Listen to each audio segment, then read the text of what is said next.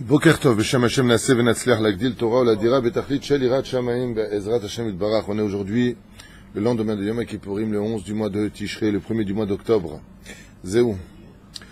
On vient de passer Yom Kippourim, extraordinaire, grâce à Dieu. J'ai entendu que Yehuda a Baruch Hashem mis le feu ici dans les cœurs de Tzibourn. On était à Tedvav, très très belle communauté aussi, grâce à Dieu.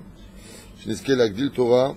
Vilivnot Binyan Adéad, on mérite aussi vraiment notre synagogue, parce que vraiment on est des gens merveilleux. C'est beau, extraordinaire, que Dieu vous bénisse. Leinou Nishmat Claudine, Chamisha Batonriat Kouka, Léa Shalom, Félix Ben Esther, Kolam Israël, Iskoul, Agdil Torah Ladira, pour l'élévation de l'âme de tous ceux du peuple d'Israël, Refouach Lema pour tous les enfants d'Israël, au Bichlala Moratimi, Yafa Batifrat Myriam, Tinokim, Shel Bezrat Hashem, Rivka et Michael, une atzlacha pour Baruch Soufan Ayakar, refouach lema pour Meir Soufan, qu'on aime tellement, de Kolam Israël, Kol Echad Vechad. Iske, Shanim Tovot, Margiliot, un mariage pour Yosef, avis aux amatrices, 30 ans, beau gosse, blindé, hein? Blindé de mitzvot, oui, c'est ce qu'on voulait dire. Voilà.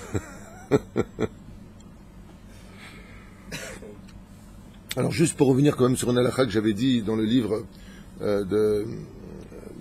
comment dire, Chagé, Ilchot Chagim, pour la femme qui avait accouché par césarienne.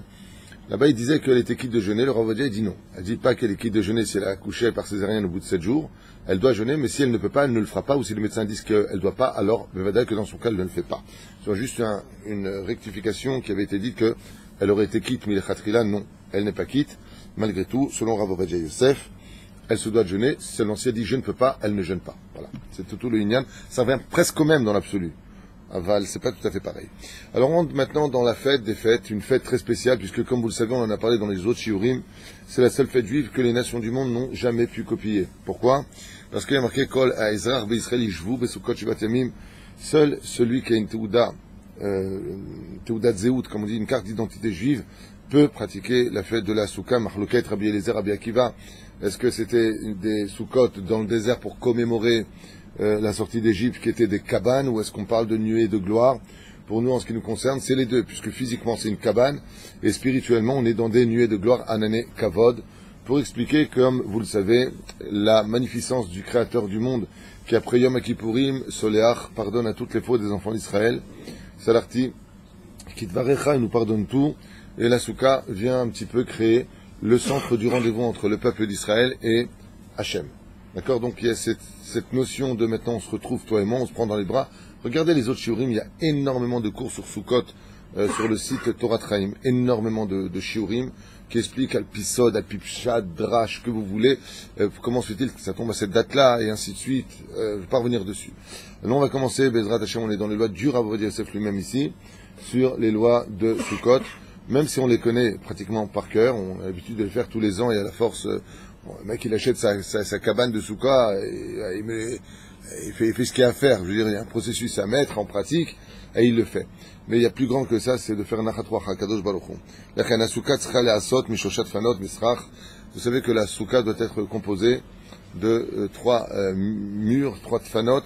Ces 3 tfanot correspondent aux sphirot qu'on appelle Od, Netzach et Yesod. C'est-à-dire, on comprendra pourquoi par la suite. Et ces 3 tfanot minimales sont quelque part le rendez-vous de 3 fêtes Shalosh Regalim.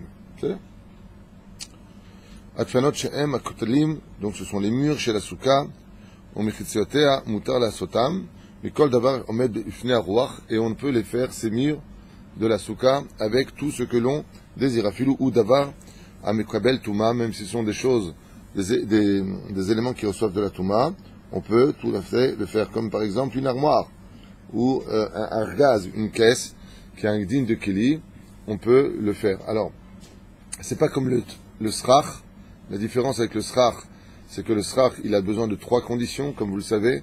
Il doit venir de la terre et pas d'autre chose.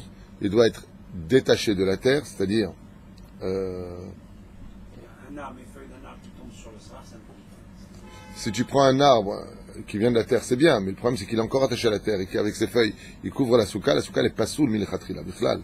C'est-à-dire, il faut que ce soit détaché du sol, coupé du sol, d'accord? Et troisième chose, Keli Shelo Mekabel Touma, donc ça ne reçoive pas de la touma. Donc s'il y a des clous dessus ou du fer, ça devient pas soul ou du plastique, parce que malheureusement ça reçoit de la touma. Donc voilà, ce sont ces trois conditions-là. Si ça vient, ça pousse de la terre, c'est détaché de la terre, et que ça ne soit pas la touma, eh bien c'est kasher les khatrila. C'est là. On a le droit de le faire Avec ce que tu veux, aucune importance. Pourquoi on met le drap? Les gens ils mettent un drap, puis on met les ficelles justement pour que ça soit comme téphar. On a parlé de ça d'Afka ce matin, je vais revenir très brièvement dessus. Il y a un inyan que ça doit faire minimum 80 cm de haut, à Sarat Fahim, du bas vers le haut. Et si le drap qu'on met, les draps sont très problématiques, vraiment très problématiques, il va falloir qu'à 22 cm à peu près, Shoshat Fahim, comment dire, il y ait quelque chose de solide, pour ne pas que le drap puisse bouger à droite ou à gauche. Pourquoi? Parce que c'est un dauphin. Un dauphin, c'est un mur. Si ton drap, il bouge à droite et à gauche, c'est plus valable. C'est pour ça qu'il faut mettre à partir du bas des cordages, ou le mieux, comme ils vendent dans les sous-côtes, ce sont des barres en acier qui sont placées tous les 20 cm jusqu'à 80 cm. Dans ce cas-là, la soukha est super bien. D'accord? Maintenant, si on a mis des cordages comme une espèce de ring dans lequel on va rentrer dans la soukha, il va falloir vérifier pendant Khalamoued que Bémet, ça se tienne extrêmement bien tendu. Le mieux, c'est de prendre du dict, les planches de bois, comme c'est vendu, ou alors à Bnei Brak. À Bnei Brak, ce sont les plus belles sous-côtes du monde. Pourquoi? Parce que je l'ai vu de mes yeux. Hein. Ce n'est pas une histoire qu'on m'a racontée. J'étais d'ailleurs dans un salon à Soukot chez le Rav Israël, un Rosh Yeshiva, et c'est dans ce salon. Il a un grand salon de salle à manger, et lui, il a acheté la maison où le toit, le plafond de son salon rentre dans des missilotes. C'est-à-dire, il y a un bouton, c'est très spécial, et ça rentre à l'intérieur du plafond. Ça continue dans les chambres. C'est-à-dire qu'en réalité, il y a un espace dans le plafond qui est aménagé exprès pour que la personne reste dans son salon, mange dans son salon, dort dans son salon, mais il a au-dessus de lui le ciel. C'est impressionnant à voir et c'est magnifique à voir. Donc comme ça, il le retire, après il met des planches de bois, il met le srar dessus, Vezé kacher la méadrim, il la méadrim. Ceux qui ont des mirpessettes et qui ont une pergola, d'accord? Il y a des gens qui ont une pergola. Pergola en elle-même, elle pourrait être cachère. Il y a juste un problème, c'est de savoir pourquoi il a fait une pergola. Il y en a qui font des pergolotes. Pergola, comment on dit une pergola en français? Non. Un pergola aussi en français? Ouais, c'est ça en français? Oh! Tav l'homme échané. Celui donc qui a une pergola, ça peut être valable. Seulement la question, c'est pourquoi il a fait une pergola. S'il a fait une pergola pour la beauté, c'est problématique. Je voulais faire une belle pergola, ça fait bien avec la piscine. Dougma. Zébayati. S'il a fait une pergola pour le tsel, ça veut dire que son but, c'était d'éviter le soleil, ça devient le seder gamour. Dans ce cas-là, malgré tout, il faut quand même qu'il place, malgré tout, qu'il place dessus, au moins ama sur ama, un srach, chiye, nikar, les soukot. Ça veut dire que ce soit, reconnu que c'est fait pour la souka. Parce que quand même celui qui a une pergola, dans l'absolu, c'est bien qu'il mette dessus quelques feuilles, quelques branches de palmier, pour qu'on comprenne et qu'on voit que Zesouka et Vélo Pergola. Pourquoi? Le Madavardomé, c'est comme quelqu'un qui attendait un invité. D'accord? Et cet invité-là, il n'est pas venu. Il y a une personne très très importante, un roi qui vient le voir, et lui dit, asseyez-vous là. Le roi, il voit qu'il y a déjà un plat, une assiette, et des couverts. Il lui dit, vous attendiez quelqu'un? Il lui dit, j'attendais un ami, il n'est pas venu, alors asseyez-vous. Le roi dit, c'est ça mon accueil à moi? La reine, la pergola, elle est là toute l'année. Si tu viens et tu fais souka avec ta pergola sans mettre quelque chose dessus, au niveau moussard, même au niveau... Hein? Ah, c'est la dans le cas, j'ai besoin de srach, moi. C'est bien que quelqu'un me récupérer là maintenant. J'ai besoin de srach. Donc, si cette personne-là, B'Siyata d'Ishmaïa, elle peut mettre quelque chose dessus, Tavo à la veracha. Si tu me rends service, tu m'en récupères un maximum, je veux bien. Maintenant. Non, maintenant, pendant qu'il coupe. Ouais, au moins ce que tu peux, parce que j'en ai vraiment besoin. Ce qu'elle nous ôte. Tant on s'en fout. Non, parce que ça va partir très très vite, je connais l'embrouille. Parce que moi j'ai fait une pergola, tout le long, maintenant j'ai une pergola qui vient d'être faite, il n'y a même pas de clous. C'est un emboîtement, c'est magnifique, d'accord? La kavana, même selon Mahlouket Hillel et Shamaï, 1 an, 1 mois, c'était la kavana pour, c'est valable, mais il faut que ce soit comme moukar, donc c'est bien de mettre des feuilles dessus. malgré tout, de mettre quelques feuilles. Tu regardes comme ça. Surtout la mienne, elle est cachère des cachères. Et pourquoi? Il n'y a pas un seul clou qui la tient. C'est un emboîtement. Tac, tac, tac, tac, tac, tac. Ça s'en va très vite, ça se remet très vite. Mais ça peut pas s'en va avec le vent. Pourquoi? Parce que l'emboîtement, il est en sorte que si ça se lève par le dessous, il reste dedans. Voilà. Donc c'est vraiment très bien. Maurice, il rigole parce que... Faut la connaître pour comprendre ça. Bah, j'ai bien expliqué, non? Ils sont pas comme toi, les gens ici, Maurice, hein, non? Maurice, il lui faut des dessins techniciens. Non, mais c'est lui qui a appris l'affaire en plus, c'est ce que j'ai compris. Tov lo méchané. En לעשות מחיצה של תפנות סוכה מסדינים יראות ורוח מסויבות, ça on l'a déjà fait. לכתחילה ייזהר לעשות תפנות קודם לסכך. Il y a lieu de faire très attention de ne pas construire, de mettre le srach avant de construire les murs de la soukha. Ce sont des choses que les gens des fois ne font pas attention. Qu'est-ce qu'ils font? Ils font les barzelim, ils mettent les fers, ils font ce qu'on appelle le squelette de la soukha, ils mettent les planches de bois dessus, et par inadvertance, ils mettent déjà le srach. Et ensuite, ils mettent les cordages et le fer et le drap. C'est une erreur de faire ça. D'abord, on fait le bas et seulement ensuite, on met le haut. C'est juste... je sais que tout le monde connaît ces lois-là, hein, je m'en excuse, mais ça fait nachat rocha Hashem, et c'est bien aussi pour nous de le savoir. Les shesh poskim, chez Sovrim, hein? C'est la personne qui a fait ça, donc ça trouve qu'elle n'est pas saoule. Et tout là, est-ce qu'il doit tout démonter ou est-ce qu'il doit juste bouger un petit peu son sar pour dire voilà, je l'ai. Alors, il a fait merde. Dans le cas, la personne a fait ça. Maintenant, la fête de Sukkot est arrivée, il a un peu tardé. Baruch Hashem, vous avez remarqué que de Yom Kippour à Sukkot, on est constamment occupé au mitzvot. Comme le vendredi de chaque veille de Shabbat, on court après les mitzvot. Il y a des fois que la personne, elle travaille, elle est préoccupée, la femme vient d'accoucher, la belle-mère qui débarque, il y a plein de choses. Yotze, il faut miser que cette personne-là risquerait d'être l'Omi Adama préoccupée. Elle va faire cette erreur-là, elle va mettre le truc et elle se rend compte que, dans ce cas-là, ce qu'elle fait, elle enlève le srach, un tout petit peu, hein, pas jusqu'au bout. Elle enlève la moitié à peu près et elle le remet. Pour montrer que, voilà, maintenant, je complète le srach. J'avais stam posé. C'est là? Non, Bediavad. Qui, Yosef? Yosef, il est aussi tzaddik, qui pour Nifla, sinon. Ici, ils ont dit qu'il y avait le feu, aujourd'hui là-bas, il y avait un incendie.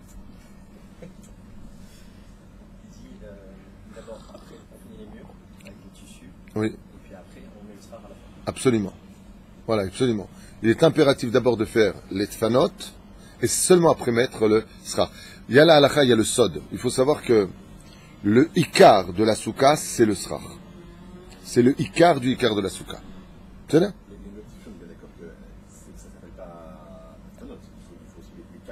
Si vous mettez que du tissu, votre soukha est pas soule. D'accord? Pourquoi?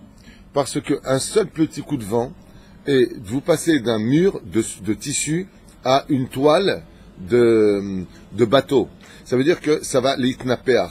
Il y a des poskim qui disent jusqu'à où? Ça veut dire un tefar 8 cm. Vous pouvez être certain qu'avec le vent, votre soukha dépasse amplement les 8 cm. Ce qui fait que celui qui a une soukha en tissu et qui n'a pas mis tous les 22 cm, un câble extrêmement bien tendu, partant du bas jusqu'à 80 cm, c'est-à-dire au moins 4 à 5 rangées, sa soukha est pas soule. Il faut être sûr et certain de ça. C'est bien? Celui qui a mis des barres de fer, tous les 24. Oui. Donc à ce moment-là, même s'il n'a pas mis encore les toiles autour, il peut mettre le srach. Dans l'absolu, oui. Pourquoi? Parce que dans la halakha, on considère que si tu as mis ces barres-là, tous les 22, 23 ou 24 cm, tu préfères, parce que c'est 3 de fakhim, c'est déjà le mur. Dans l'absolu, s'il avait fait ça, oui, il pourrait le faire. C'est là? Oui, il pourrait le faire. Mais n'oubliez pas un détail, aussi pour la soukha, c'est très important, j'étais en train de dire ça tout à l'heure, quelque chose que j'avais encore jamais lu avant, mais qu'on sait tous. Donc je le dis comme ça, par rapport à la question que tu as posée. J'étais en train de dire combien il y a lieu de tenir compte de Shiva ou Shpizin. Alors je fais une parenthèse, et je sais que ça va plaire à Stéphane Fitoussi en plus.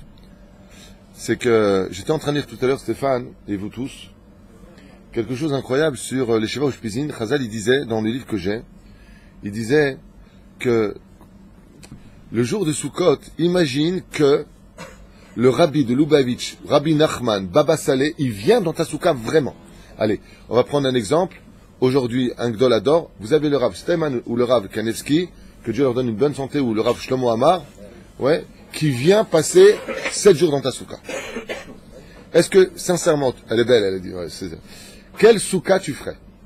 Ce que j'ai lu tout à l'heure, ça m'a un petit peu, waouh, ça m'a un petit peu éveillé quelque chose en plus. Il dit, vous vous rendez compte que Béhémet, les gens, comme ça, il dit, vous avez Avraham Avinu qui Béhémet est là. Il est vraiment là dans toutes les soukottes. À un tel point qu'il faut préparer une chaise pour le Sheva Ushpizin. Plus que ça. J'étais en train de lire dans le livre comme ça, quelque chose d'incroyable, que j'avais jamais lu avant, parce qu'il donne carrément le prix. Il dit, comment tu donnes à manger à Avraham Avinu quand il est dans ta souka? Chayav le'afrish bechol yom esrim shkalim. Tu prends 20 shekels chaque jour que tu donnes à un pauvre. Il te dit, tu fais ça, Avraham il mange. Tu fais pas ça, il mange pas. Ou tu invites un pauvre. C'est pour ça qu'à Soukot, il y a des gens qui adorent avoir des invités, il y a des gens qui poursuivent cette mitzvah d'avoir des invités. Yitzhak Cohen, Moti Amar encore il m'a dit hier, envoie-moi des gens, je veux Achnasat Olchim, que Dieu le bénisse. Lui et son épouse. Anashim Tovim, Baruch Hashem. Mais le Kablim Anashim, tout le monde aime l'Achnasat Olchim, c'est magnifique. Il dit, Teda Lecha, quand tu fais ta souka, c'est-à-dire, tu prends une chaise, c'est pas la chaise d'Eliyahu Hanavi, il n'y a pas de rapport avec Eliyahu Hanavi là-dedans. C'est la chaise du Shiva Ushpizin. Makom Mechubad. C'est-à-dire, Makom Mechubad. Tu prends cette chaise-là, tu mets un livre dessus, parce que sache que tu as Avraham Avinu dans la souka. Alors, mais qu'est-ce qu'il fait? Il fait une souka pourrie. C'est le fait. Si tu as les moyens de faire une belle souka, avec de beaux rideaux, la vérité, sans juger personne, les plus belles soukottes que j'ai vues en 30 ans en Israël, c'est les Perses. Ils font des soukottes, j'ai jamais vu ça. Ils mettent carrément des tapis. Non seulement ils font des murs magnifiques, mais tu rentres chez eux, il y a le tapis par terre, le tapis sur les murs, des lustres, un truc de fou. Et toi, le pied à l'acha. Ils même mettent comme ça un drap rouge. On a le droit, si c'est sous le srarken, un drap rouge, un truc de fou. Avec le salon, magnifique. C'est vu ça à Jérusalem, pas une fois, 2 fois. Hein. Les Perses, ils investissent dans les soukottes. C'est impressionnant. Quoi? Donc juste, avant de finir, soyez conscients que dans la souka, le livre que je lisais tout à l'heure, il disait, non seulement c'est être conscient que tu as Avraham Avinu le premier jour, Yitzhak, Yaakov, Moshe, Aaron, Yosef et David, non seulement tu as ces Shiva Ushpizin qui débarquent chaque jour, mais ils sont là dans la souka, ils te bénissent. Quand est-ce qu'ils te bénissent? Il faut être près d'eux. Ce qui fait que, je rappellerai comme ça encore, juste avant de parler de Soukot, c'est pas le jour des Tioulim. Fitoussi m'a posé la question en me disant, Soukot, Shabbat, on fait court. J'ai pas réfléchi, on fait pas court. Pourquoi? Parce que si tu ramènes les gens à la synagogue, ils quittent la misa de la souka. La reine, si on fait court, on fait comme nous, on fait dans la souka. Donc, à la limite, s'il y a court Shabbat, il faut prescrire une souka qui soit Aleph très grande pour le tzibour et que tout le monde y aille. Aval l'homme et vatlim mitzvah souka. Oui, mais la souka de Tetvav, est-ce qu'elle va comprendre tout le tzibour? C'est ça la question. Il faut la faire chez Yitzhak Cohen, il dit. Tov, elle est grande ta souka? Non, elle fait juste 150 mètres carrés à peu près. 150 mètres carrés. Quel mytho alors celui-là alors. Tov. Amen, amen. לא, אבל לא לבטל, ודאי, אסור. Mon Rav, le Rav Eric Garbian, Shlita, qu'est-ce qui me manque sur Rav? Chaque fois que je prononce son nom, j'ai mon cœur qui palpite. Le met, Chasser Nimeo d'Arav. Le Rav Arié sort pas de la souka. Mincha, chez lui. Arvit, chez lui. Shaharit, à part le jour de Sefer Torah, chez lui. Tout est chez le Rav. Soukot, tu veux le trouver, c'est pas compliqué. Va chez lui, il est dans la souka, du matin au soir. Lo ozvim mizvat souka. Quand quelqu'un lui a posé la question, il lui a dit, Rav, on peut aller se promener un petit peu, Soukot? Il m'a regardé comme ça, il m'a dit, mon mère, comment tu peux me parler de sortir de la souka? Pourquoi? Il te dit comme ça, si tu avais par exemple, Baba Saleh, il est dans ta souka, Zecher Tzadik Kadosh Ibracha, le grand Rabbi Israël Abou Hassera, il était dans ta souka, tu chercheras à sortir? La Shrina, c'est la souka. Les invités, ils sont dans la souka. Alors bien entendu, c'est un peu compliqué. Des fois, la femme, elle en peut plus. Les enfants, ils hurlent. Tu fais un aller-retour. Aval tishaer kamashev shar betoch hasuka. Zelo pashut. Celui qui doit dormir dans la souka, mizva lishon basuka. Kach nimsak la halacha Le Gaon de Vilna, on en avait déjà parlé, il courait alors qu'il avait été jeté en prison pour une histoire où on cherchait un cobaye chez le tsar, et puis bien entendu ils ont trouvé le chef des Juifs pour remplacer leurs criminels à eux, et ils ont mis le Gaon de Vilna durant 3 jours dans une prison pendant la fête de Sukkot. Et le Gaon de Vilna était déjà très fatigué quand il a été emmené en prison. Pourquoi très fatigué? Parce qu'il dort pas. Et quand arrivait la fête de Sukkot, qu'est-ce qu'a fait le Gaon de Vilna? Il a pendant 3 jours d'affilée couru dans sa cellule. Il révisait la Torah et il courait comme ça. Il courait. Pas il marchait, il courait. Comme ça c'était marqué. Pourquoi il courait? Il a dit Chazve Shalom. Après 3 jours, bien entendu, ils l'ont fait sortir, ils se sont excusés de la fausse accusation. Et Me'et Hashem Haïtazot. Et ses élèves lui ont dit pourquoi le Rav il a couru? Il a dit Chazve Shalom, que je ferme une seule seconde, une paupière en dehors de la souka. Pour vous dire à quel point le Gaon de Vilna était makpid de dormir dans la souka. Contrairement au Rabbi Lubavitch, et Lubavitch ne dort pas dans la souka, Manora Makomazé. Regardez les anciens cours, très intéressant, on en a déjà parlé. Le Rabbi se base sur un verset de la Torah où Yaakov a regretté d'avoir dormi là où il y avait la Shrina. Comme la souka, il y a la Shrina, il ne dorment pas. Aval, nous les Sfaradim, Baruch Hashem, on dort dans la souka, Mizvat dormir dans la souka. Celui qui ne peut pas dormir dans la souka, pourquoi? Il a une souka dans le parking, Kachelo, et l'homme istader, ni le derma. Toutes les raisons du monde sont valables. Au moins le premier jour. Pourquoi? Souka, la souka du premier jour de Oraïtaou. C'est Mizvat Ased Oraïta. Donc au moins dormir le premier soir dans la souka. Se faire inviter pour dormir dans une souka, même s'il faudrait dormir durant les 7 jours. Pourquoi c'est si important de dormir dans la souka? Parce que de toutes les mitzvot de la Torah qui existent, comme on a lu hier dans les Tahanim de Rabbeinu Nissim, Bitalnu Toratecha, Bitalnu Dvarim Betelim, on a fait des choses qui ne servaient à rien. J'ai parlé hier des appareils, combien de temps on perd dans la vie, combien de temps on a jeté à la poubelle. Il y a une mitzvah au monde qui est incroyable et qui est reliée à Eretz Israël, parce que la souka, il faut savoir elle est reliée à Eretz Israël, complètement reliée à Eretz Israël, à un tel point qu'il faut savoir que Eretz Israël, c'est une souka tmidite. Pourquoi? Parce que la souka, c'est Yud Kevavke. Dieu, il est en Eretz Israël, Yud Kevavke. Eh bien, c'est une mitzvah où même si tu ne fais rien, je suis dans la souka, je m'assois, je fais rien. Le mec, il étudie pas la Torah, il fait rien. Il fait rien. Il crée des anges toutes les secondes. Vous savez, c'est quoi la fête de la souka? Sukkot, pour moi, c'est comme si le créateur du monde, une fois qu'il t'a essuyé, c'est magnifique parce que, une fois que Dieu t'a effacé ta dette, il t'ouvre les portes de son trésor à lui. Et il te dit, rentre et prends ce que tu veux. Pendant 7 jours, tu as l'opportunité de pouvoir prendre chaque seconde un ange blanc qui montera sur la balance. Un ange blanc qui te fera grandir dans l'Olam. Un ange blanc qui te donne un mérite incommensurable. Alors imaginez maintenant qu'un roi vous ouvre les portes. Tu vas perdre du temps, toi? Tu vas dire, attends, je vais faire un tour, je reviens? De la même façon, au moins d'étudier dans la souka. Alors imaginez maintenant, tu dors pendant 8 heures dans la souka. Pendant 8 heures, combien tu as de minutes? 60. Une minute, c'est composé de combien? 60 secondes. Chaque seconde dans la souka, que tu dors, tu as des anges. Tu te réveilles le matin, tu as des hortes incommensurables d'anges blancs, parce que tu as dormi dans la souka. C'est là? Juste faites très attention. Ah, ça fait 28 800 anges en 8 heures. C'est ça que tu viens de faire comme calcul. Voilà, alors Benjamin nous vient de faire un calcul. Ça ferait 28 800 malachim chaque matin au réveil. 28 800 anges blancs créés parce que monsieur a ronflé dans la souka. C'est là. Ken. Une question.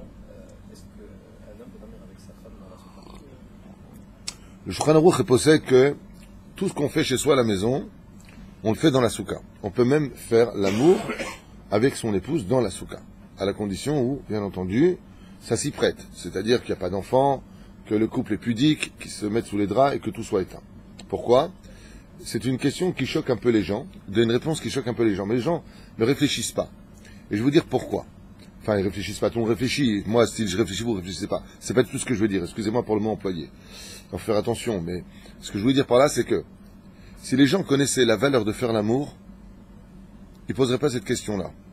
Parce que quand on est avec sa femme et qu'on fait l'amour, que d'être mon chef Israël, la lumière éteinte, la shrina, elle descend.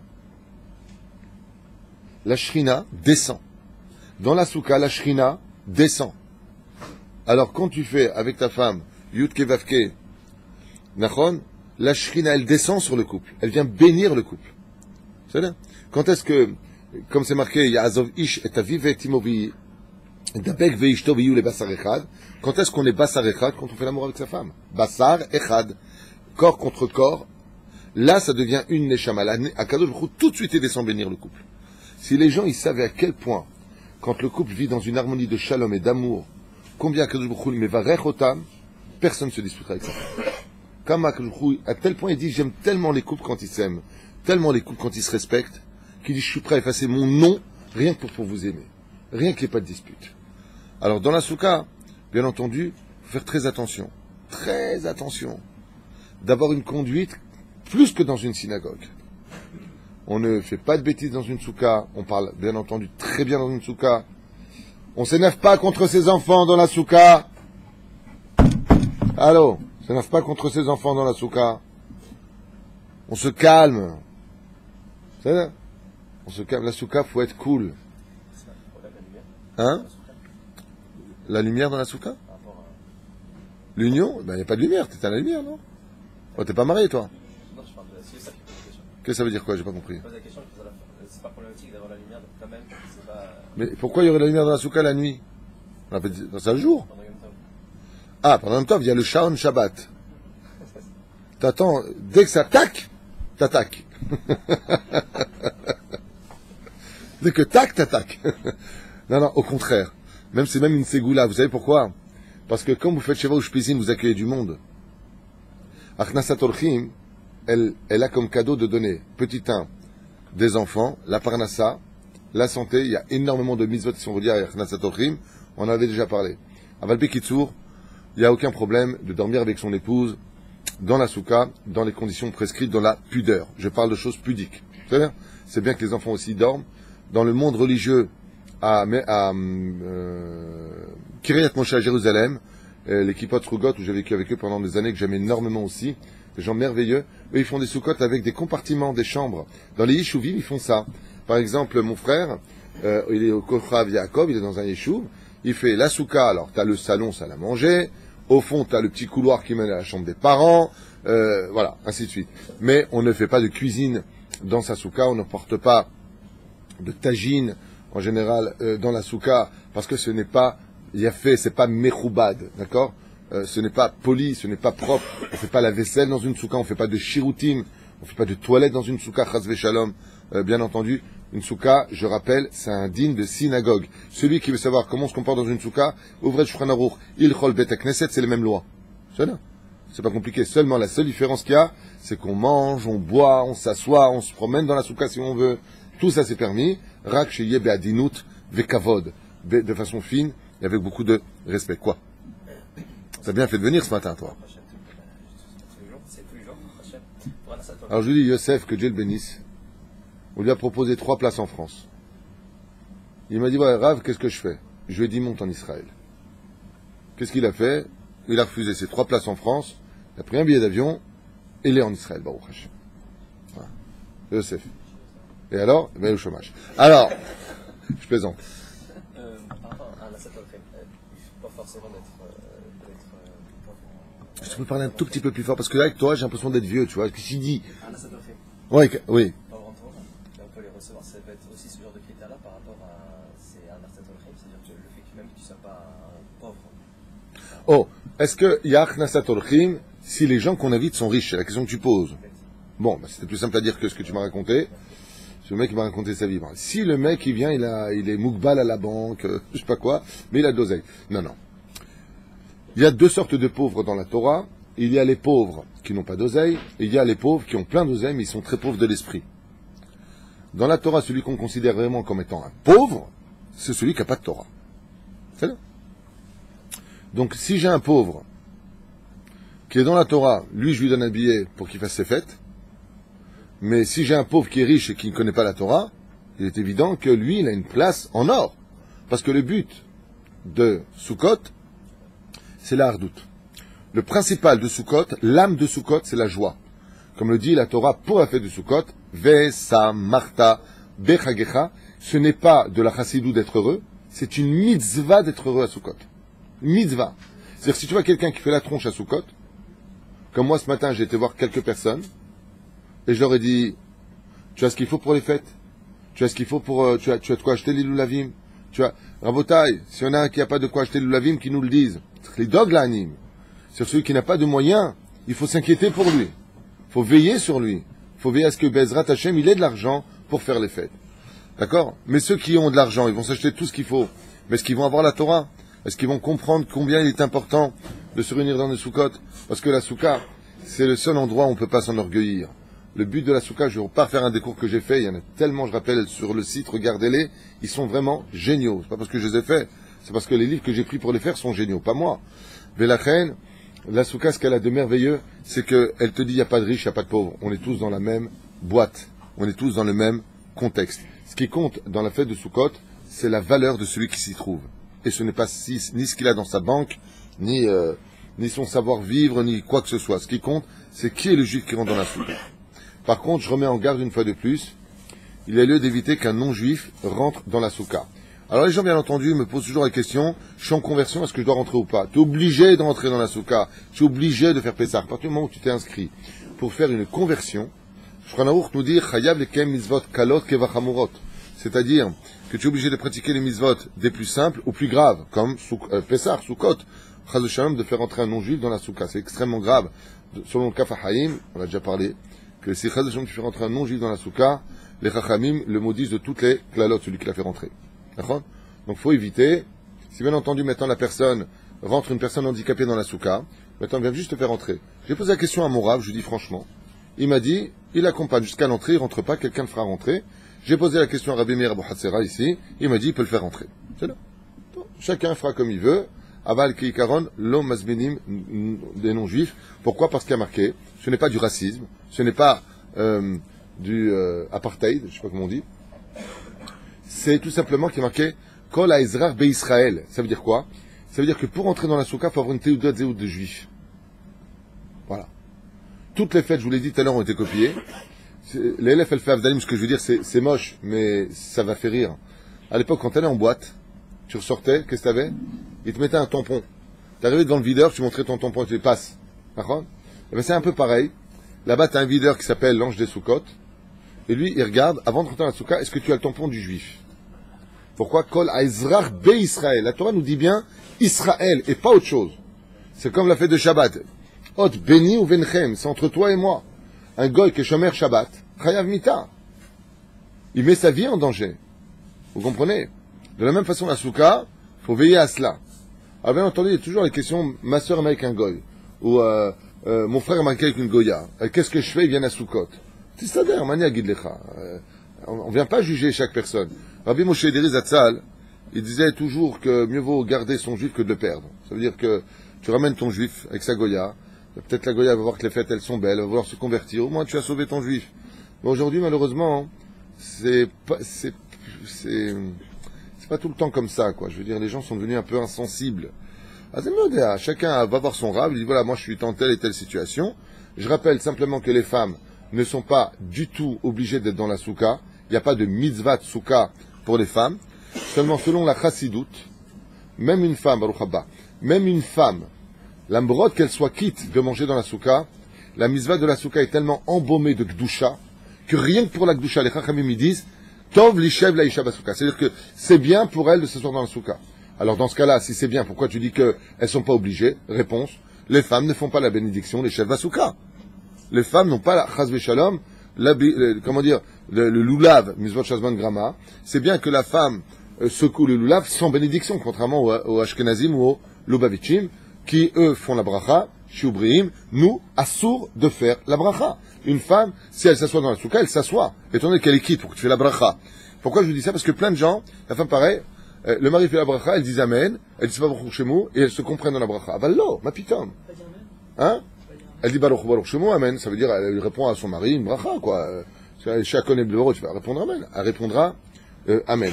Lo, l'isheb basuka. Malgré tout. Si par exemple, il y a une petite souka dans un balcon, et il y a un côté caché, un côté non caché. Les femmes, la femme, plus que ça encore. Ce matin, j'ai eu cette question. Ce matin, j'ai eu la question de quelqu'un qui me dit, voilà, on est plein à Soukot, d'accord? Ma souka peut comprendre jusqu'à 9 places assises, et on est 18. Je dis, alors vous êtes quoi, 18? Il m'a dit, il y a les enfants. Je lui dis, quoi, filles, garçons? Je lui dis, est-ce que vous avez 9 hommes? Il regarde comme ça, il me dit, oui, on est 9 hommes, et avec mes filles, les femmes, il y a 9 femmes. Je lui dis, c'est très simple. Les femmes mangent dans la salle à manger, et les hommes mangent dans la souka. Il m'a dit, c'est génial. Je lui dis, c'est génial. Ah, les femmes, elles sont pas obligées d'être avec nous? Je dis, non, au contraire. C'est l'occasion de te débarrasser, je lui dis. C'était une blague, hein, je plaisante, ma femme elle est avec moi. Hein. Est-ce qu'on peut faire la souka dans une terrasse qui a plus de 3 mètres de haut, mais avec un balcon dessus? Excellente question dont j'ai parlé d'Afka hier avec Tedvav. Absolument pas, et faites très attention à cela. Si vous avez une souka, et qu'au-dessus de vous, même à plus de 1 kilomètre, pas 3 étages, 10 étages, millions de kilomètres, il y a une souka au-dessus, il y a un balcon dessus, vous n'avez pas le droit de faire la souka. Voilà, comme ça c'est clair, c'est net et c'est précis. Pourquoi j'ai parlé de ça hier d'Afka avec nos amis de Tedvav, que Dieu les bénisse, très belle communauté aussi, comme à City. Vraiment, vous êtes vraiment des gens merveilleux, et je le pense. Eh bien, tout simplement parce que même dans les rues d'Ashdod, vous allez voir, relevez les yeux, les gens ils font des soukottes entre les balcons. Alors tu as une souka, tu regardes en haut, et au dernier étage, il y a un balcon. Et la personne, qu'est-ce qu'elle pense? Elle dit non, d'où je suis, je vois quand même le ciel. Mais c'est pas comme ça que ça marche, Rabibi. C'est un peu le cours que j'ai fait à propos de Yona. Il y a la vérité de Dieu, il y a ta vérité à toi. Ce qui compte, c'est la vérité d'Hachem et pas ta vérité à toi. La reine, si pour toi tu penses que c'est la halachot, non, c'est pas la halacha. La reine, si tu as un balcon au-dessus de ta souka, tu n'as pas de souka. Non. Et si tu fais bracha, c'est bracha le vatala. Il y a des balcons qui sont un peu vers l'extérieur, et que même quand en haut il y a, ça serait une part du balcon aussi. Si tu as un coin de ta mirpesset, alors ça c'est un très long sujet parce qu'il y a une façon de la rendre cachère, il y a une façon, il faut voir si c'est roubeau, pas roubeau, il y a plein de... Juste un instant. Si j'ai mon balcon maintenant, et qu'une partie est sous un balcon, l'autre partie n'est pas, la partie qui n'est pas dans l'absolu, parce que c'est quand même, ce que j'enseigne c'est un peu dangereux parce qu'il y a des lois pour ça. Aval, le balcon qui n'est pas sous, donc qui est tachat kipat hashamayim, on dit en hébreu, qui est sous le ciel, ce moment-là il est cachère. La femme s'assoit sous le balcon, que de toute façon, à l'équipe de la souka, le mari s'assera dans le côté, le pharaon de la souka qui est cachère. C'est là. Rov. Non, il y a une marloquette pour ça. Il y en a qui disent le rov, il y en a qui disent, m'explique, d'avoir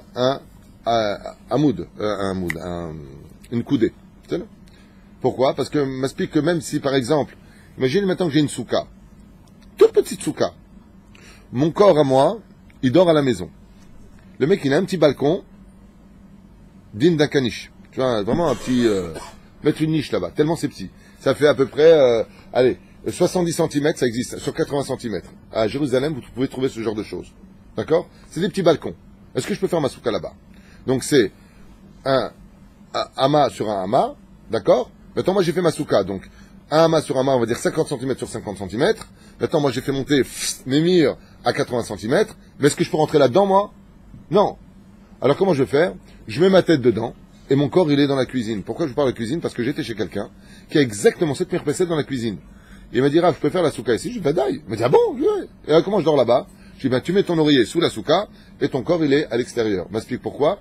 Parce que dans le judaïsme, le cou, à partir du cou, le cou c'est considéré comme tout le corps.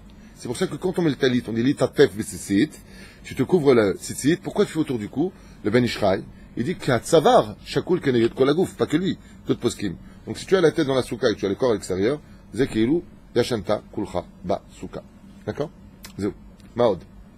Parce que je vois que c'est un cours de questions-réponses. Est-ce que la souka c'est une ségoula pour la joie? Oui. Et je vais te raconter une histoire de Maad Avardomé. Pour l'argent ou pour la joie, ouais. La joie. Non, parce qu'on n'entend pas. Oui, c'est vrai, c'est... Parce qu'il n'est pas marié. S'il était marié, il aurait après crié, là il parlerait fort. Ce serait un autre homme. Alors, est-ce que la souka donne de la joie? C'est une très grande question qui est tout le temps posée. Est-ce que c'est nous qui devons donner de la joie à la fête ou est-ce que c'est la fête qui doit nous donner de la joie? On peut dire par là que Bet Hashoeva, que la souka, oui, elle donne de la joie, elle est mal d'avoir domé. Un jour, un roi s'est posé la question, qui était l'homme le plus heureux du monde? Alors Maurice, il vient toujours avec qui est l'homme le plus riche du monde. C'est moi. Hein, l'homme le plus riche du monde. C'est moi l'homme le plus riche. C'est Maurice. Tov. Qu'est-ce qu'il a fait? Il est parti voir son premier ministre. Il est habillé Chanel, chaîne en or, carrosse extraordinaire, Mercedes. Il avait un autre carrosse avec des chevaux, Ferrari. Magnifique. Il est parti le voir, il lui a dit, dis-moi, en dessous le roi, il y a mon premier ministre. T'es heureux? Il lui a dit, oh oui, roi, je suis heureux. Il lui a dit, t'es le plus heureux du monde? Il lui a dit non. Il lui a dit, pourquoi? Il lui a dit, parce que j'ai toujours peur que le roi se mette en colère et qu'il me vire. Et ça, cette peur-là me retire toutes mes joies. J'ai toujours peur de mal faire les choses. Et donc, je suis pas... Il est parti voir ses ministres. Et vous êtes heureux? Oui, merci. Non, non, mais... Il a enlevé sa couronne. Vous êtes heureux, oui ou non? Et là, il dit, franchement, oui, mais... vous savez, on a toujours peur d'une révolution. Si le roi y tombe, on va nous changer. Donc... Et ainsi de suite. Il est parti voir un riche. Et il lui a dit, t'es heureux, toi? Il lui a dit, ouais, bien sûr, je suis heureux. Depuis que je paye des gardiens pour me garder mon oseille, je suis un peu mieux. Mais je suis toujours inquiet. En plus de ça, ma femme, elle en veut qu'à mon oseille. Il lui a dit, le roi, c'est normal. Cartis Visa. Okay? Carte bancaire. C'est les initiales de Shlom Bayit. Mais la reine, qu'est-ce qu'il a fait? Il est parti boire, il est parti boire, il est parti boire, il est parti boire, il est parti boire. Jusqu'à un moment, sur son cheval, il a trouvé un homme qui était clochard sur un rocher. Il était assis sur un rocher avec le slip à Tarzan. Rien, pas d'habit, rien. Le roi il s'est arrêté, il a dit, j'ai fait le tour de tous mes royaumes. J'ai pas trouvé un homme heureux. Et à ce moment-là, le pauvre il regarde comme ça, il dit, moi, je suis très heureux. Il lui a dit, comment ça, très très heureux? Il lui a dit, je suis l'homme le plus heureux du monde. Il lui a dit, pourquoi? Il lui a dit, parce que moi, je n'ai peur de rien. J'ai peur de rien. J'ai pas peur de perdre quoi que ce soit parce que j'ai rien à perdre. Je me ferai jamais agresser parce que les gens, quand ils me voient, ils me donnent de l'oseille. Ouais. Et si la mort, elle vient me prendre, c'est une Géoula. Le mec, il a dit, je suis heureux. Moi, je suis heureux. Tiens, même l'ange de la mort, ben, tu viens me prendre, ben, commencez de l'autre côté parce qu'ici, c'est pas top. Tu vois. Ça veut dire quoi? Et Ani Hashouf Kemet, quand une personne est très très pauvre, la Gemara a dit, il est considéré comme mort. Et le roi, il était descendu de son cheval, il a regardé comme ça, il lui a dit, Bémet, heureux? Il lui a dit, pourquoi je suis malheureux? Pas besoin de frigidaire, je paye pas d'arnona, je suis là où je suis, je fais de la peine à tout le monde. Ouais. J'ai passé le shlav, il a dit, j'ai passé le shlav de l'orgueil intérieur et tout ça. Et pourquoi je vous parle de ça? Parce que ce machal que j'ai lu dans mon livre, il dit que c'est ça la fête de Sukkot. Tu mets des chaises en plastique, tu mets une table en plastique, t'as plus rien à perdre. On a rarement vu faire une soukha se faire cambrioler. Bon, sauf si tu prends porter tes portables ou des choses comme ça. À Balkei Karon, quand tu rentres dans la soukha, tu rentres dans le bonheur absolu. Pourquoi? Parce que tu réalises que dans ce monde, tout est éphémère. T'es comme les pauvres. Ça veut dire qu'aujourd'hui t'es là, demain t'es pas là. C'est pour ça que 7 jours représentent les 70 ans de la vie d'un homme. Et tout est éphémère. Et tout ton royaume, de la belle maison, de ta belle voiture, eh ben, quand t'es dans la soukha, tu te rends compte que tu peux vivre avec très peu. Et ça t'éveille à un bonheur. Mais ça marta bechagecha. Pourquoi? Eh bien, parce que tu te rends compte que dans très peu de choses, tu peux vivre des grandes choses. La deuxième chose qui est très importante à retenir, c'est la deuxième réponse que je vais vous donner. Pourquoi on pose la question à Jérusalem, il n'y a pas de lac, il n'y a pas de fleuve, il n'y a pas d'océan? Jérusalem est la plus belle ville du monde. Réponse, car Hachem veut qu'on monte à Jérusalem que pour lui. Il veut qu'il n'y ait rien d'autre que lui. De la même façon, Vesa Marta Bechagecha, c'est que très souvent, comme par exemple, on avait posé la question, on dit, pourquoi Nadav Avihu, ils sont morts quand ils sont rentrés dans le Kodesh à Kodashim? Parce qu'ils avaient bu du vin. Et alors, le pshat, on rentre pas, mes boulbal, devant Hachem. On rentre pas avec un esprit confus devant Hachem. Mais pourtant, les Chachamim nous disent, devant Hachem, tu n'as pas de date. Donc quand ils ont bu du vin, eux, ouais, c'était pour entrer sans date devant Hachem. C'est-à-dire, sans mon intelligence, devant toi, Hachem, comme l'a fait le roi David, Ayam Echachkech, devant, il était en train de danser comme, on aurait dit un fou devant l'arche d'alliance que Shri Michal lui a dit, mais c'est pas comme ça que tu comportes un roi. Il lui a dit, mais devant Dieu, il n'y a pas de sechel. Merci beaucoup. Il lui a dit, devant Hachem, il n'y a pas de sechel. On perd son intelligence, comme dit Rabbi Nachman. Jette tes mochines. Ne fais pas, comme avec Yona, un avis. Yona, il a trop réfléchi. Lui, il a dit, mais tu veux jouer à ce jeu-là? Tu veux vivre avec ton émet? Quand Hachem, il te demande quelque chose, tu veux être un juif parfait? Fais comme le mouvement Lubavitch. Le rabbi, il a dit, ils font. Dieu, il t'a dit, tu fais. Cherche pas à commencer, ouais, je comprends pas, je suis pas d'accord, je ressens pas. Joue pas à ce jeu-là avec Hachem. Jette ton cerveau. Alors dans ce cas-là, pourquoi ils ont été tués? Réponse extraordinaire des sages. Quelque chose, comme on dit en anglais, it's gonna find. Ça veut rien dire, mais j'ai bien le dire. C'est que le verset de Télim nous dit, Ya'il mesameach levavenosh. Écoutez bien ça. Le vin rend le cœur de l'homme heureux. Pas tu bois, on dirait un poivreau, hein. Tu bois un petit peu de vin, quelqu'un qui va pas, tu bois un peu de vin. Baba Saleh la Shalom. Quand quelqu'un venait le voir, il voyait sa tronche, c'est qu'il y a un problème. En général, on vient pas voir Baba Saleh pour lui serrer la main seulement, pour raconter sa vie et ses malheurs. Ouais. Il dit, bois un peu de mihya, bois quelque chose qui te donne un peu de joie. L'une des raisons pour lesquelles Adam et Avihu ont été punis parce qu'ils ont bu du vin, c'est parce que Dieu leur a dit, écoutez bien cette phrase, vous aviez besoin de boire du vin pour être heureux alors que vous venez me voir. Ça veut dire quoi? Moi, je vous suffis pas d'être heureux. Vesa marta bechagecha. C'est que quand tu rentres dans la soukha, pourquoi Hachem ne veut pas que tu rentres tout ton monde matériel avec toi dedans? Pourquoi une soukha doit rester quelque chose de temporaire? Parce qu'il faut que dans ta vie, une fois, au moins, tu réalises que rien d'être avec Hachem, c'est tout le bonheur du monde. C'est pour ça que les plus grands Torah de ce monde, j'ai entendu parler de choses incroyables, des Gdolé Ador, comme le Rav David Abou Hatzera de Naharia, comme tu vois le Rav Kanievski, tu vois, ils vivent comme le Rav Yehuda Tzadka, Zecher Tzadik Kadosh Ivracha, ils vivent dans des appartements, mais miteux, mais comment le Chafetz Chaim, mais tout le monde veut leur acheter des villottes, c'est pas qu'ils n'en veulent pas, c'est parce qu'ils te disent, mais je suis tellement heureux, qu'est-ce que tu veux me rajouter, j'ai pas besoin de plus, je suis au summum de ma joie, tu sais ce que c'est d'étudier la Torah? Comme souvent dit mon Rav, le Rav Garbian Shlita chez Bader Haïm Arukim, il me dit comme ça, la maison, c'est la femme. Alors pendant le cours, il y a très longtemps, il y a un an, il lui a dit, et nous, c'est le Bet Midrash. La maison d'un homme, c'est le Bet Midrash. C'est ici que tu dois vivre ta vie. Où est ton mari? Au Bet Midrash. Justement, une question à ce sujet. Bien entendu, il va travailler, s'il doit travailler, il s'occupe de sa femme. Ah ben, où est-ce que le salon il va être? Quelle couleur la voiture? C'est sa femme. Le ménage, le balai, quelle couleur? C'est sa femme. Hein? Une question à ce Je vais me sujet. faire déchirer, moi. Il y a Phil, sûrement, qui dit quel est l'endroit Phil Collins? Non, Phil Transport. Ah, Phil. Ah oui, Philippe, Ken. Baruch Haoah. Il dit Je sais pas quel qu'ils est aiment. l'endroit le plus kadosh, la soukha dans la Sina ou à la maison? Non. Non, le plus kadosh est la soukha ou la Sina? Oh.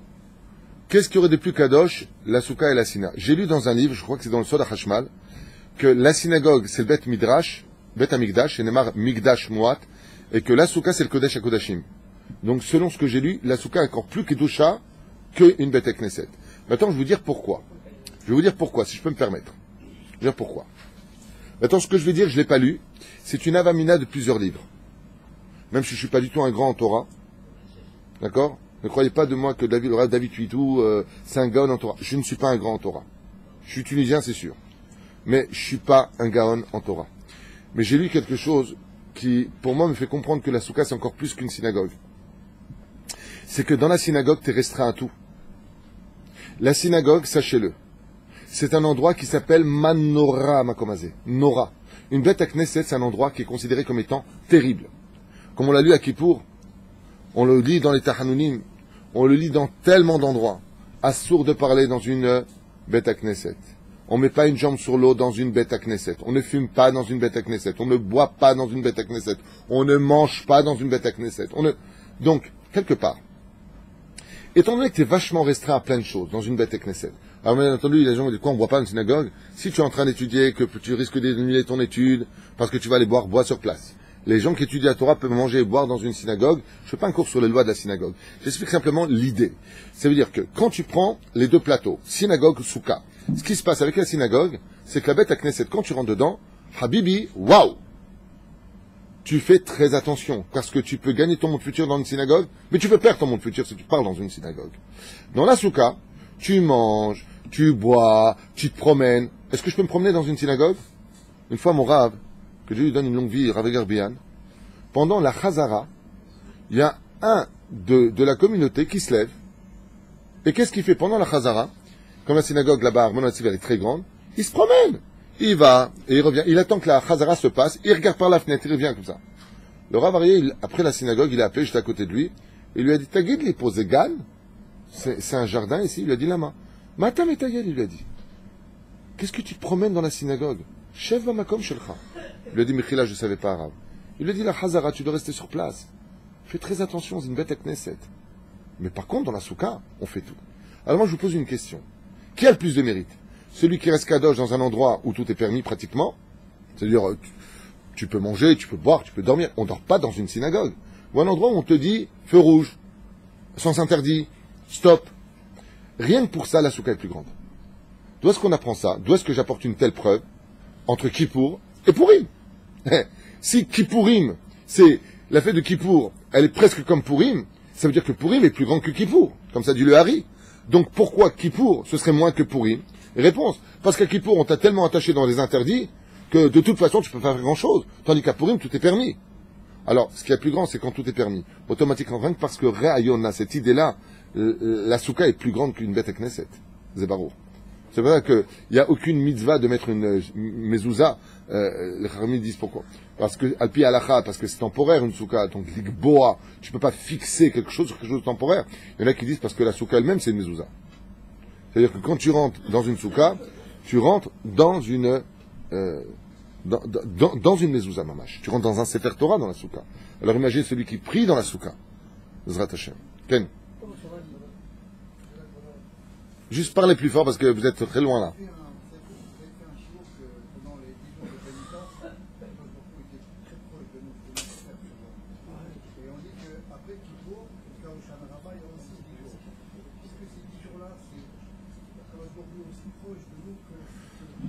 Les 10 jours de pénitence, Dieu est très proche de nous, il faut l'appeler. Ikra hu, il y a marqué. D'accord? Drish Deshuat Hashem, cherchez Dieu parce qu'il est présent. Il est présent, c'est-à-dire il est en face de toi. Quand vient la fête de Sukkot, il n'est pas en face de toi, Hachem. Il te prend dans les bras, tu es dans Hachem. C'est-à-dire que les Madavardomé, ce que je veux dire va peut-être vous faire rire, mais c'est tellement beau. Il y a les préludes de l'amour, qui sont si importants. Et ensuite, il y a l'acte. Quand on est avant Sukkot, Rosh Hashanah, Kippour, on est dans les préludes de l'amour. Sukkot, c'est quand l'homme est dans sa femme. C'est l'acte. On est mamash dans Yud Kevavke Veshamadnut. C'est l'image qui est un petit peu peut-être vulgaire à vos yeux, mais c'est la vraie image de la fête. C'est l'intimité absolue. Et c'est pour ça, derrière Hagav, que quand on fait l'amour à sa femme et qu'on est dans l'acte, on ne peut pas faire entrer un étranger, un non-juif, pendant cette action. C'est pour ça que je vous donne une ségoula, pour celui qui veut le faire, elle est de moi. Je ne l'ai pas lu, c'est de moi. Mais, tout comme Dieu est venu nous chercher à Pessah, qui représente la sortie d'Égypte, on fait Shirachirim, c'est bien de faire, celui qui peut, chaque jour, un chapitre de Shirachirim dans la souka. C'est bien, c'est pas obligé, il y a aucun, j'ai jamais lu. C'est de moi, David Twitou, Adat, Avdechem, David Twitou. Très bien de faire du Shirachirim. Pourquoi? Parce que c'est vraiment une histoire d'amour, la souka. La souka, c'est vraiment un endroit où Akadosh Baruch Hu, il te dit, laisse les enfants jouer, mange, dors avec ta femme. C'est vraiment la crainte de l'amour. C'est vraiment la crainte de, je veux pas te décevoir, on oublie tout. Tout ce que tu fais, c'est bien. C'est tov. La souka, c'est mamash tov. Zavar gadol, zavar kadosh. C'est tov. Les mots sont peut-être légers, mais elles veulent dire beaucoup, beaucoup. Votre Rav, il fait la fila dans le sport, mais pas pour le Sefer Torah. Vous avez dit? C'est quoi le lien? Pourquoi il ne faut pas le mettre dans le Sefer Torah? Parce qu'il y a tellement de monde qui vient pour le Sefer Torah en général que le Rav ne veut pas, et c'est un peu l'histoire du Shiur. C'est-à-dire que mon Rav ne veut pas, le but d'être un manik dans le spirituel, c'est pas d'être égoïste. Tu comprends? Donc, il a une grande souka où tout le monde rentre, mais quand il y a le Sefer Torah, il y a encore beaucoup plus de monde qui vient. Si je ne veux pas rater le Sefer Torah en général, ils savent un peu tard, machin. Le Sefer Torah, les gens ne ratent pas. C'est pour ça d'ailleurs que Ezra, quand il a imposé de faire tous les lundis et jeudis, pourquoi il a imposé ça? Il a dit pour que les gens au moins viennent. Quand il y a la Torah, au moins les gens, pour Mincha par exemple, pour qu'on ressort le Sefer Torah de Shabbat, pour être certain que les gens reviennent à la synagogue pour Shabbat. D'accord? C'est un peu un piège, un pitayon, pour pouvoir attirer les gens. Donc, quand on vient à la synagogue, il va, et voilà, donc il est là avec le Sefer Torah et ainsi de suite. Okay. Une autre question, dès que la femme soit astreinte de la mitzvah de la souka, c'est mieux pour elle de prier à la maison ou à la souka? Elle fait comme elle veut. La femme en elle-même est une souka, une femme qui veut prier, étant donné que la synagogue, je réponds clairement à Émilie. Si le fait d'aller dans la souka et que la souka est dans la maison, à côté de la maison, sur la mirpesset et tout ça, elle va dans la souka prier. Elle va, l'homme est. Par contre, ce qui est extrêmement grave, et j'en profite, c'est bien qu'Émilie posait la question parce que ça m'éveille à quelque chose. Chère fille d'Israël, si vous deviez aller pour X raison dans une mosquée, je suis persuadé qu'on n'aurait même pas besoin de vous dire mettez une jupe longue et mettez des manches. Pourquoi? Vous auriez les chocottes. Vous auriez peur. Alors soyez gentils, Bezrat Hashem, quand vous avez une souka à la maison, de vous couvrir. Parce que quand une fille dénudée rentre dans la souka, la shrina s'en va. Dès qu'il y a un tefach, la shrina s'en va. Je ne suis pas fanatique, faites ce que vous voulez, mais c'est même pas de Torah dont je vous parle, c'est du savoir-vivre. Hein? Si je te dis, viens, on va dans une mosquée. Attends, je vais pas aller comme ça, je vais me faire déchirer, ça va pas, non? Tu trembles, hein, t'as peur, hein? T'as peur de prendre une pierre. Mais de décevoir Hachem, ça t'as pas peur? Que la shrina, elle s'en va à cause de toi, t'as pas peur? La reine Bezrat Hachem, ne prenez pas ça mal, ce que je dis, je ne juge personne. Aval, papa, j'arrive dans la souka, on n'est pas là pour juger les gens, déjà que de ne pas être pudique, c'est pas joli. Aval, les fachot, habille-toi, tu rentres dans la souka, c'est le Kodesh HaKodashim, assis-toi.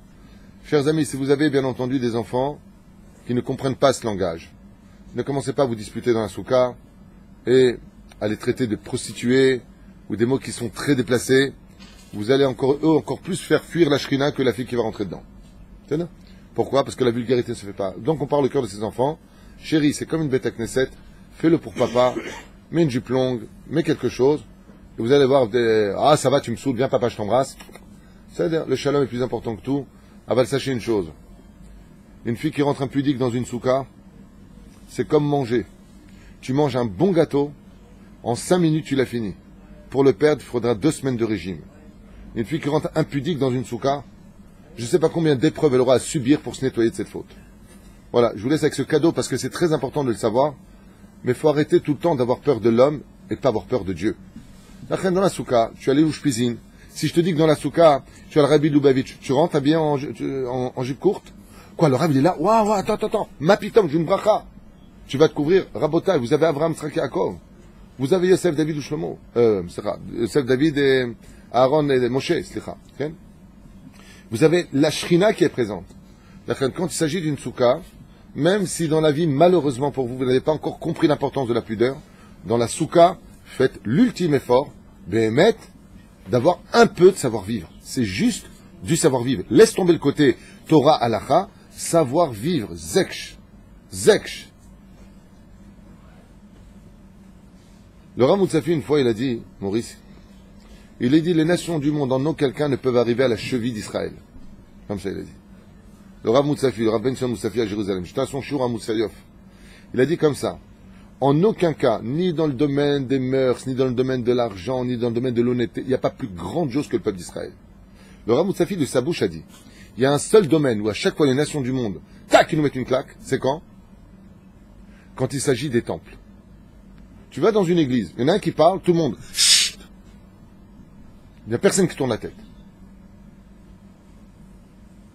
Tu vas dans une mosquée, il n'y en a pas un qui ose parler. Ils sont tous rangés, pas, des milliers. Il n'y en a pas un qui bouge.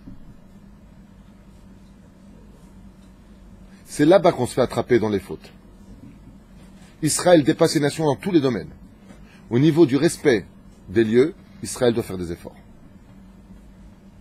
Alors vous allez me dire, mais c'est normal, tout est mort chez eux. T'as raison. Donc ils peuvent se taire. Chez nous, l'Yetzera est très fort dans une synagogue. Pourquoi? Parce que comme sa vie, il y a un combat, c'est un vrai boxeur. Mais on a les capacités de pouvoir faire mieux qu'eux. C'est bien. Fais attention quand tu vas dans une bête à Knesset, devenir pudique. J'ai appris d'un rave qui m'a dit que quand une fille est impudique dans une synagogue, elle empêche toute la prière du tzibour de monter vers le ciel. Vous vous rendez compte du péché qu'elle a sur le dos, cette fille? Maintenant, c'est tellement dur de mettre une jupe longue, c'est tellement dur pour toi de respecter le lieu. J'arrive même pas à comprendre que je dois dire ça dans cette génération. J'arrive même pas à comprendre qu'on doit parler de ça. J'arrive même pas à comprendre qu'on ait une discussion sur ça. J'arrive même pas à comprendre ça. Parce que quand tu vas au casino, le casino, pas le casino, le supermarché, hein. Le casino, à Deauville ou à Eilat, là-bas, ils ont des casinos à ce qui paraît. Moi, je me rappelle qu'à l'époque où j'allais au casino sans rappeler mes fautes, j'étais venu une fois avec un jean 501. 500 balles à l'époque, hein, le 501. C'est pas rien. Hein. Beaucoup plus cher qu'un pantalon noir normal. Avec les tiags croco, la chemise, hein? Les Sanchak chez Marco, ouais. la chemise, Sgan Fine, 300 balles la chemise. Et je rentrais à l'époque, j'étais jeune, je venais d'avoir 18 ans, alors j'allais au casino à Monaco, à Jean-Lépin. Il y avait un casino sympathique. Et je me rappelle qu'une fois, donc je suis parti comme ça habillé, mais en plus fier, hein, tu vois, style frimeur. C'est-à-dire, tu me voyais habillé, c'était une banque, quoi. À l'époque, je parle des billets Pascal, celui qui était habillé comme ça, c'était le mec bien. Et il y avait deux malabars comme ça, habillés balèzes comme ça, ils m'ont dit, vous rentrez pas. J'ai dit, pourquoi je rentre pas? Il me dit, monsieur, costume. Et je lui ai dit, mec, mais attends, tu me charries ou quoi? J'ai dit, tu sais, elle va être plus cher que ta tronche. Il m'a même pas regardé, mec. J'ai dit, mais mon pantalon, c'est un 501. C'est un 501, je lui ai dit, je viens de l'acheter. Il m'a même pas regardé. Il m'a dit, vous rentrez pas. Je suis retourné chez moi à la maison, chez ma mère, à l'époque. J'ai dû me changer, m'habiller, chemise classe, pantalon classe, chaussures, et je suis reparti là-bas. Je lui ai dit, alors maintenant, il m'a ouvert la porte sans me dire un mot. Pour aller perdre ton argent, pour passer soi-disant du bon temps à prendre des risques et faire monter ton adrénaline, tu changes d'habit. Pour entrer dans une soukha, tu changes pas d'habit. Pour des bêtises, tu changes d'habit, ça, tu ne changes pas d'habit. Tu dis à une personne, on fait une super boum à la maison, carnaval, on vient tous habiller en bleu, blanc, rouge. Côté relou. Tout le monde, bing bang, ah! Pour des bêtises, tu changes d'habit. Pour la Torah, tu ne changes pas d'habit. Mais il y a un moment que ça, je ne sais pas comment vous dire les choses. Je ne sais pas comment vous dire les choses. Chaval que Bémet, on ne réalise pas un petit peu des choses essentielles, bêtes comme ça. Ton père, en plus de ça, ça lui ferait plaisir que tu sois pudique. Sois pudique. Fais un cadeau à ton père. Tu ne peux pas le faire pour Dieu, fais-le pour ton père. Tu n'as pas de pitié pour toi, pour ton monde futur. Fais-le pour le respect du lieu. Non? Je dis des bêtises? C'est des choses simples ce que je demande. Enfin, ce que je demande, ce que la Torah demande. Moi, je demande rien, Chaz v'Shalom. Vous êtes tous mieux que moi. Aval dvarim pshutim. Tu veux dire quelque chose? D'accord. Alors dis-le. Vendredi matin, je peux réserver pour la nuit Nishmat mon père dans la Souka à Libéla. Vendredi matin. C'est qui fait la liste? C'est Cathy qui fait la liste? Alors Cathy, non, parce qu'il faut toujours une personne qui fasse. Réserve dès maintenant. C'est important pour la skara de tes parents. Bezrat Hashem. La femme d'Asher, Cathy Cohen, s'occupe de la liste, c'est ce qu'on vient d'entendre. Et pourquoi je tiens que ce soit une personne? Parce qu'on a eu un conflit comme ça. Il y a une personne qui s'était vexée il y a quelques années parce qu'il a dit que c'était chez lui. Il a préparé, mais l'autre avait préparé. Et cette personne a quitté la synagogue, très vexée de cela. Mais on ne peut pas être dans deux endroits différents.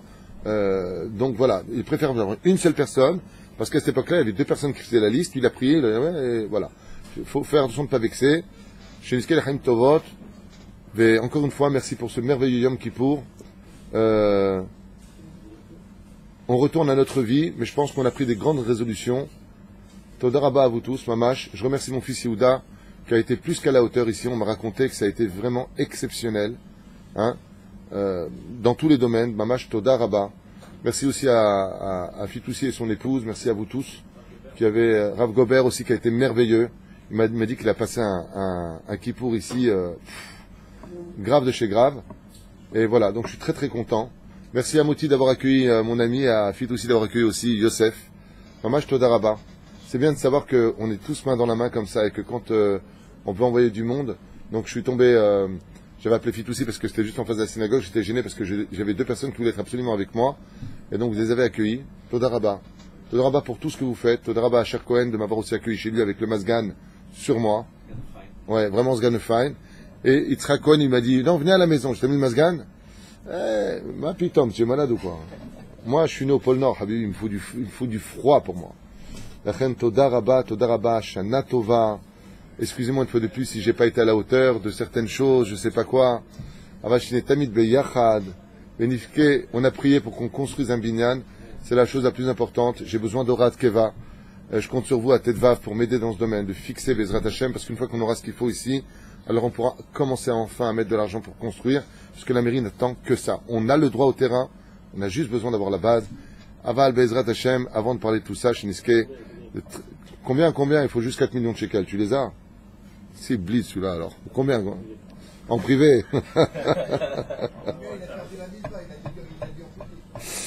Tov, Shiniske Lagdil Torah Lotara, Toda Rabba Mikol Alev, en mon nom, celle de mon épouse. les Hashem de tous les responsables.